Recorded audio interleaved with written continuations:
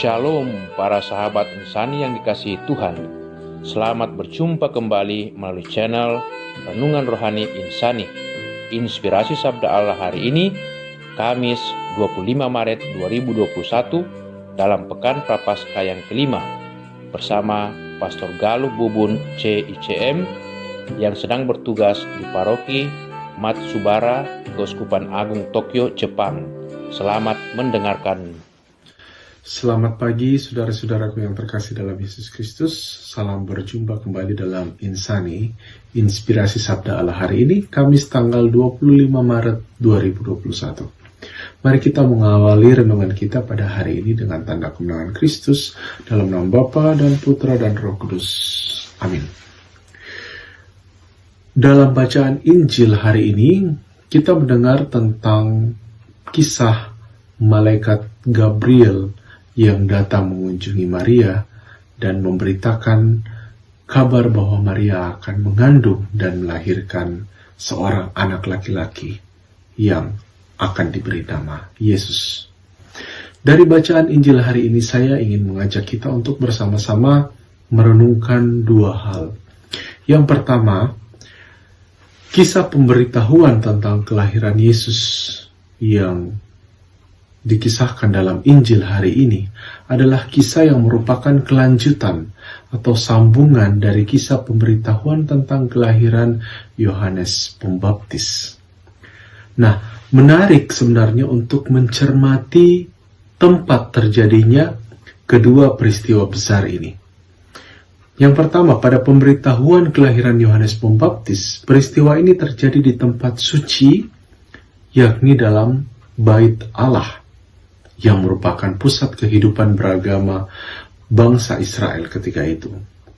Sementara peristiwa pemberitahuan kelahiran Yesus terjadi di dalam rumah, kemungkinan besar merupakan rumah dari Bunda Maria tersendiri, yang berada di salah satu desa kecil bernama Nazaret, desa yang sama sekali tidak terkenal pada zamannya. Desa Nazaret ini bahkan tidak pernah disebut sekalipun dalam kitab Perjanjian Lama. Dengan kata lain, kisah pemberitaan tentang rencana besar keselamatan Allah beralih dari Bait Allah yang suci menuju ke tempat suci lainnya, yaitu di dalam rumah. Dari hal ini bisa kita pahami bahwa keintiman pertemuan pribadi antara Allah dengan kita makhluk ciptaannya, yang tentu dibarengi dengan kuasa dan mukjizat Allah, itu tidak hanya melulu terjadi di tempat-tempat ibadah saja atau tempat-tempat suci saja, tetapi di dalam rumah kita sendiri pun bisa menjadi tempat suci untuk bertemu dengan Allah. Jika orang-orang yang berdiam di situ, orang-orang yang berdiam di dalam rumah tersebut memiliki sikap hati seperti Bunda Maria yang selalu membuka diri sepenuhnya terhadap rencana Allah. Sikap hati yang selalu berseru, "Aku ini hamba-Mu ya Tuhan, terjadilah padaku menurut perkataan-Mu."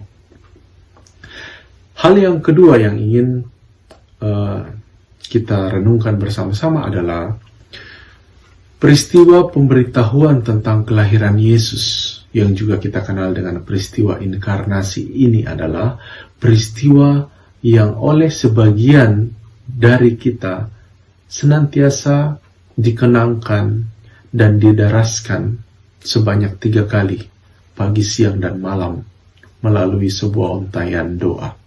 Dan doa itu adalah doa malaikat Tuhan atau doa Angelus. Mengenai hal ini, Santo Yohanes Paulus II pernah mengatakan seperti ini dalam salah satu tulisannya. "Saya menjadi mengerti alasan mengapa gereja kita mendoakan doa Angelus 3 kali sehari. Saya menyadari betapa pentingnya kata-kata dalam doa tersebut."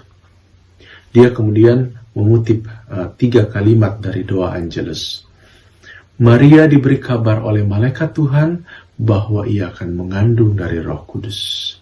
Aku ini hamba Tuhan, terjadilah padaku menurut perkataanmu. Dan sabda sudah menjadi daging dan tinggal di antara kita.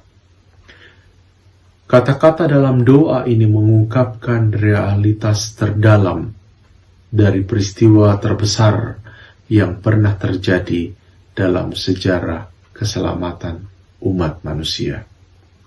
Demikian kata Santo Yohanes Paulus II. Sampai saat ini, di tempat ini pun saya masih melihat beberapa keluarga Katolik yang dengan setia mendoakannya pada jam-jam tertentu. Tentu di Indonesia sendiri sejak puluhan tahun, bahkan mungkin ratusan tahun yang lalu, bila mendengar lonceng Angelus berbunyi, bahkan melalui alarm HP, umat langsung meninggalkan segala kesibukannya untuk sejenak memanjatkan doa tersebut.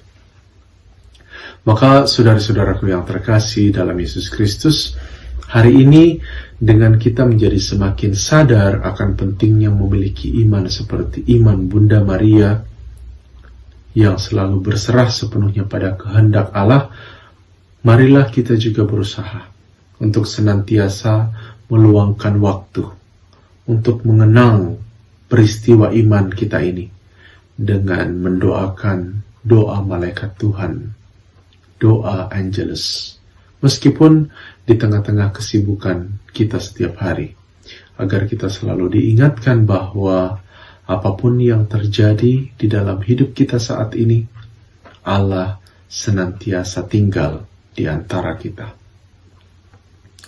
Sabda sudah menjadi daging dan tinggal di antara kita. Amin. Dalam nama Bapa dan Putra dan Roh Kudus. Amin. Terima kasih saudara-saudariku yang telah mendengarkan sabda Allah. Saya, Pastor Marcel Lolotandung, mengucapkan berlimpah terima kasih kepada Pastor Galuh Bubun. Semoga Pastor bersama dengan segenap umat di paroki senantiasa diberkati Tuhan dalam setiap aktivitas dan pelayanannya. Amin.